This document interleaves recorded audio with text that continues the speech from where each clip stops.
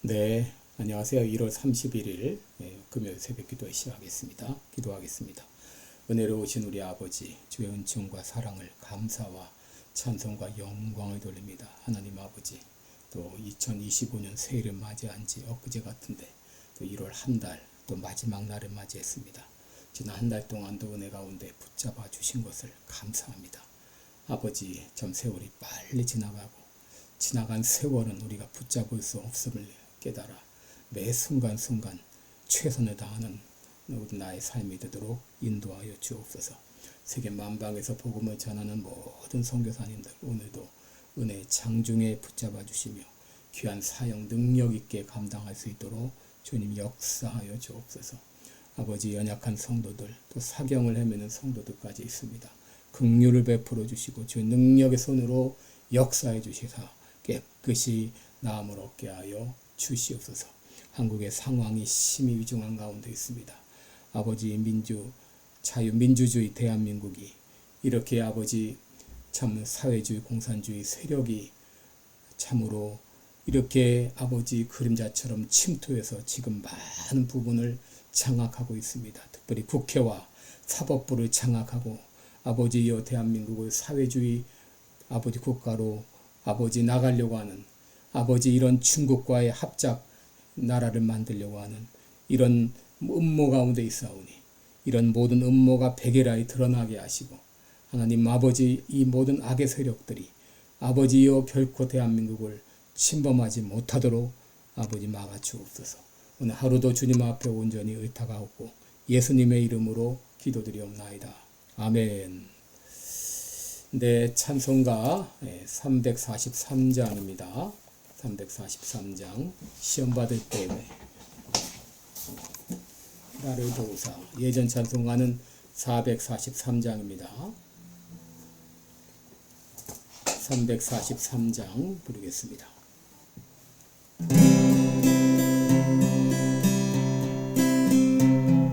시험 받을 때에 나를 도우사 주를 떠나가지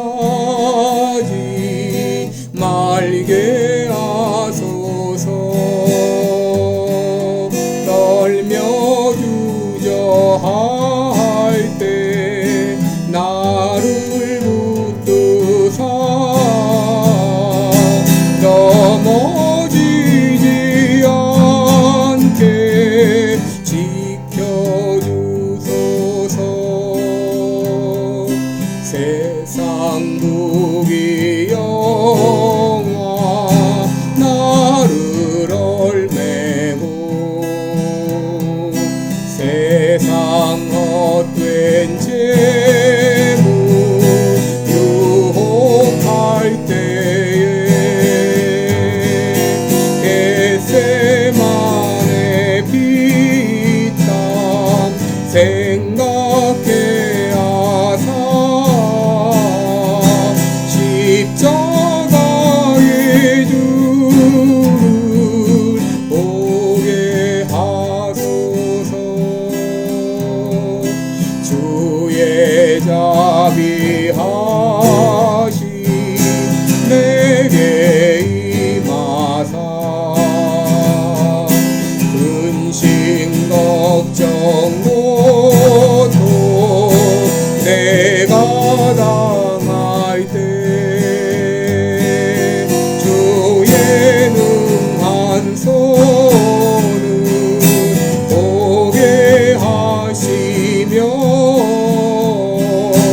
주여 나의 분신 맡아주소서. 이 땅 위의 삶을 모두 마치고 흙과 같은 육신 무너질 때에 오직 주의 은혜 의지하리니 행하는 곳에 인도하소서.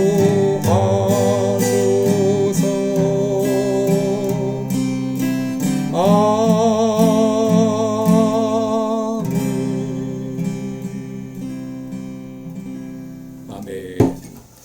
네, 우리 오늘 창세기 22장입니다. 창세기 22장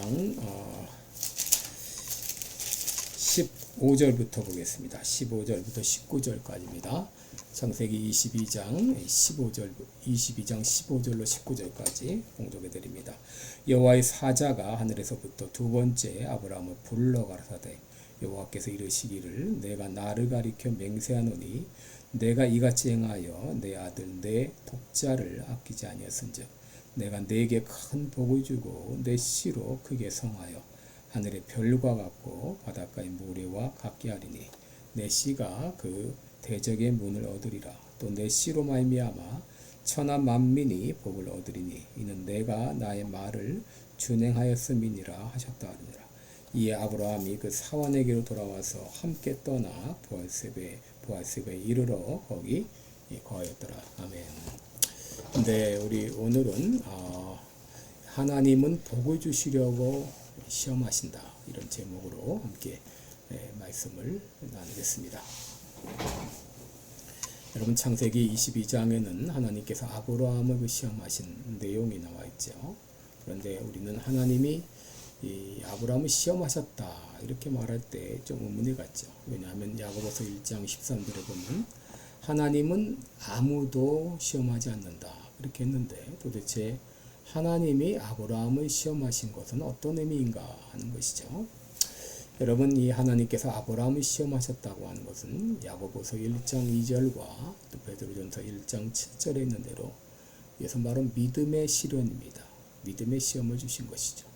욥기 23장 10절에서 나의 가는 길을 오직 그가 아시나니 그가 나를 단련하신 후에는 내가 정금같이 나오리라. 이 나를 단련하신다. 이 말씀대로 아브라함을 시험하신 것은 믿음을 강화시켜주는 시험이다, 그렇게 말할 수 있습니다. 반면 사단은 우리를 왜 시험하고 유혹을 하는가요? 요한복음 10장 10절에 있는 대로 우리를 죄에 빠지게 하고 우리를 죽이고 멸망시키기 위함인 것이죠. 이런 의미에서 하나님은 우리를 시험하지 않는다는 그런 말이죠. 하나님은 우리를 죽이고 넘어뜨리고 멸망시키려고 우리를 시험하시지 않는다고 하는 말입니다. 하나님께서 우리를 시험하시는 것은 오직 우리의 믿음을 강화시키시고 우리에게 복을 주시기 위함입니다. 여러분, 하나님이 아브라함을 시험하신 것도 마찬가지죠. 그의 믿음을 강화시키고 그에게 복을 주시기 위함이었습니다. 아브라함은 이 하나님의 시험, 이 어려운 시험을 너끈히 통과했습니다. 그렇다고 해서 이 아브라함이 그 당한 시험이 어렵지 않았다는 그런 말은 아닙니다. 사랑하는 독자 이삭을 모리아 산으로 가서 거기서 번제로 드린다고 하는 것은 쉬운 일이 아니었습니다. 그것도 여러 아들 중에 한 아들이 아니라 독자, 그것도 100세 얻은 아들을 드린다고 하는 이 시험은 참, 이 명령을 들었을 때 아브라함은 수많은 생각이 그 머리를 스쳐갔을 것입니다. 왜 하나님께서 이런 명령을 하시지? 나에게 주실 때는 언제고 또 도로 달라시는 것은 뭐지? 수많은 갈등을 했을 것입니다. 그럼에도 그가 시험을 통과할 수 있었던 것은 신실하신 하나님, 그리고 여호와 이레 하나님을 믿었기 때문입니다. 시험을 통과한 후 아브라함은 내가 잠시나마 걱정했던 것은 기우였구나. 하나님이 나를 시험하신 것은 내게 복을 주시기 위함이구나. 하나님은 모든 시험에 앞서서 모든 것을 준비해 주시는구나. 하나님에 대해서 더 깊이 깨닫게 되면서 그의 믿음은 더 자라났을 것입니다. 12절을 보시면 하나님 말씀하십니다. 여호와께서 이르시되 그 아이에게 내 손을 대지 말며 그에게 아무 일도 하지 말라. 여러분, 이삭을 번제로 드리는 것은 결코 하나님이 원래 의도하신 바가 아니었습니다. 하나님께서는 인간을 번제로 드리라고 하시겠습니까? 하나님께서는 아브라함이 이 시험을 통과할 것을 아시고 그에게 복을 주시기 위해서 시험하신 것이죠. 이 시험을 통해 아브라함은 단순히 하나님을 예배하는 자가 아니라 하나님을 경외하는 자임이 확실히 증명되었고, 이 과정을 통해서 아브라함은 믿음의 정상에까지 이르게 되었습니다. 16절을 보시면 하나님 말씀하십니다. 가라사대 여호와께서 이르시되 내가 나를 가리켜 맹세하노니 내가 이같이 행하여 내 아들 내 독자를 아끼지 아니하였음즉 이라고 말합니다.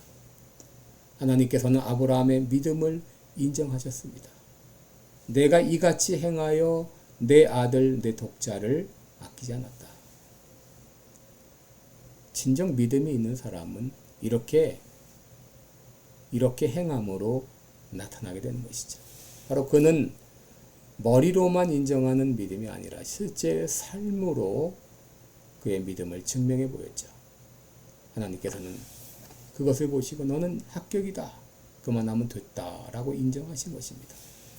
이렇게 시험을 통과했을 때 하나님은 아브라함에게 복을 주십니다. 17절에 보시면 내가 내게 큰 복을 주고 내 씨로 크게 성하여 하늘의 별과 같고 바닷가의 모래와 같게 하리니 내 씨가 그 대적의 문을 얻으리라. 여기 큰 복을 주시겠다. 이것은 반드시 복을 주시겠다. 그런 의미입니다. 여기서 하나님은 아브라함에게 두 가지 복을 약속하시죠. 첫째는 내 씨로 크게 성하게 하겠다. 둘째는 내 씨로 그 대적의 문을 얻게 하시겠다. 두 가지 복을 약속해 주었습니다. 첫째 약속하신 복은 내 씨로 번성케 하리라는 복이죠. 이미 하나님께서는 창세기 15장 5절에서 하늘의 별들을 보여주시면서 내 자손을 이와 같이 하시리라 이렇게 약속하셨는데, 오늘 본문에는 바닷가의 모래와 같게 하겠다는 말씀을 추가하면서 하나님의 그 약속을 더 확증해 주셨습니다. 그 약속대로 아브라함의 자손은 번성했죠. 그의 아들은 이삭 하나뿐이었지만 그 아들 이삭을 통해서 야곱과 에서가 태어나고, 특히 야곱은 12족장을 낳고 그 후 200여 만에 이르는 큰 민족으로 성장하게 됩니다. 그런데 여기서 말하는 이 하늘의 별과 같다 혹은 바닷가의 모래와 같다는 말의 더 깊은 의미는 아브라함으로 인해서 나타날 믿음의 영적 자손들을 말하는 것이죠. 특히 아브라함의 후손으로 오실 예수 그리스도를 통해서 수많은 사람들이 하나님의 자녀가 될 것을 말씀하신 것이죠. 갈라디아서 2장 3장 29절에 보면 너희가 그리스도께 속한 자면 곧 아브라함의 자손이요 그랬습니다. 여러분, 우리가 예수님께 속한 자라면 영적인 아브라함의 자손입니다. 오늘날 영적인 이 아브라함의 자손이 얼마나 많아졌습니까? 그야말로 하늘의 별과 같이 바닷가의 모래와 같이 번성한 것을 알게 되죠. 둘째로 하나님은 아브라함에게 내 씨로 대적의 문을 얻게 하시겠다라고 약속하십니다. 여러분, 대적의 문을 얻게 하신다, 이 말은 대적에 대한 승리와 지배를 의미합니다. 여러분, 고대에는 도시의 성문을 얻는다는 것은 그 도시를 통제하고 지배하는 것을 의미합니다. 이 성문은 방어와 교역의 전략적 요충지였죠. 내 씨로 대적의 문을 얻게 하시겠다고 하는 것은 일차적으로 주변 국가에 대한 이스라엘의 군사적 승리를 의미합니다. 그리고 더 나아가서 예수 그리스도로 말미암아 영적 아브라함의 후손인 그의 교회가 승리할 것을 말씀하시는 것이죠. 마태복음 16장 18절에 보면 내가 이 반석 위에 내 교회를 세우리니 음부의 권세가 이기지 못하리라 라고 했습니다. 여러분, 사단은 끊임없이 교회를 공격하고 교회를 무너뜨리려 하지만 사단은 결코 예수 그리스도의 교회를 이기지 못한다는 것이죠. 하나님은 이 복을 약속하시면서 자신을 가리켜 맹세하셨어요. 여러분, 우리 맹세를 하면 자신보다 더 큰 존재를 걸고 맹세하는데 하나님은 하나님보다 더 큰 존재가 없기 때문에 하나님은 자신의 이름을 걸고 맹세하신 것이죠. 그만큼 하나님은 아브라함이 시험을 통과한 것을 기뻐하셨고 그에게 최고의 상을 내려주신 것이죠. 히브리서 6장 13절 14절에 보면 하나님이 아브라함에게 약속하실 때에 가리켜 맹세할 자가 자기보다 더 큰 이가 없으므로 자기를 가리켜 맹세하여 가라사대 내가 반드시 너를 복주고 복주며 너를 번성케 하고 번성케 하리라. 그렇게 하셨다고 언급을 하고 있죠. 자기를 걸고 맹세하시면서 아브라함에게 복을 약속해 주신 것이죠. 여러분, 오늘 본문을 통해서 우리가 분명히 알아야 될 것은 하나님이 우리에게 시험을 주시는 것은 내가 감당할 수 있음을 아시기 때문이고 우리의 믿음을 강화시켜 주시기 위함이고 무엇보다 더 나아가서 우리들에게 복을 주시기 위함인 것을 여러분 믿어야 됩니다. 왜 하나님께서 나에게 이런 어려운 시험을 주시지? 한 가지 이유 때문입니다. 우리의 믿음을 강화시키고 우리에게 복을 주시기 위함입니다. 그러면 여러분에게 때로 예기치 않는 어떤 시험이 닥쳐올 때 여러분 그렇게 돌이켜서 생각하시기 바랍니다. 이번에 하나님께서 무슨 복을 주시려고 이런 시험을 주시지? 무슨 복을 주시려고? 여러분 그 시험을 잘 통과하면 하나님께서 반드시 여러분에게 더 큰 복을 주실 것입니다. 기도하겠습니다. 은혜로우신 우리 아버지, 때때로 우리에게 당하는 인생의 시련으로 인해서 참으로 답답하고 또 고통스럽고 견딜 수 없을 때가 있습니다. 그러나 하나님이 우리에게 시험을 주시는 이유가 있습니다. 우리가 감당할 수 있음을 아시고 또 우리의 믿음을 강화시켜 주시고 더 나아가서 우리에게 복을 주시기 위함입니다.